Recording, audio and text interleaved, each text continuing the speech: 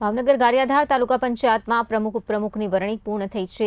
તુલસી ડોડા પ્રમુખ બન્યા છે અને બટુક મકવાણા ઉપપ્રમુખ તરીકે ચૂંટાઈ આવ્યા છે। વરણી બાદ તાલુકા પંચાયતમાં પારદર્શિતાના સવાલો ઉઠ્યા। મીડિયા દ્વારા સવાલ પૂછાતા ભારત માતા કી જયના નારા લગાવાયા। નવા હોદ્દેદારો મીડિયા સામે જવાબ આપવાથી દુર્ભાગ્ય હોવાના આક્ષેપ છે। ઘટનાને લઈને તાલુકામાં રાજકીય ચર્ચાઓ તેજ થઈ છે। વિકાસ અને જવાબદારી મુદ્દે નવી ટીમ પર સૌની નજર રહેલી છે।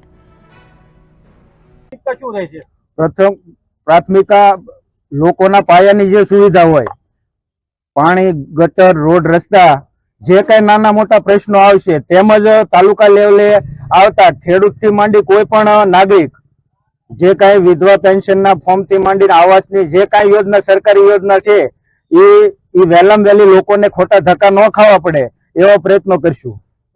હાલ ખેડૂતોની મુશ્કેલીમાં છે તેને રાહત આપવા પંચાયત દ્વારા શું પગલાં લેવામાં આવશે? જો તમે જે વાત કરો છો એ સોખવટથી વાત કરો। આ વિષય છે ને એ રાષ્ટ્રીય લેવલનો છે, કઈ ગારિયાધાર તાલુકાનો નથી। તાલુકા લેવલે આપણે શું તાલુકા લેવલે જે અમારથી થતા પ્રયત્નો હશે આપણે બધા સાથે મળીને ભેગા કરશું। તમામ મીડિયા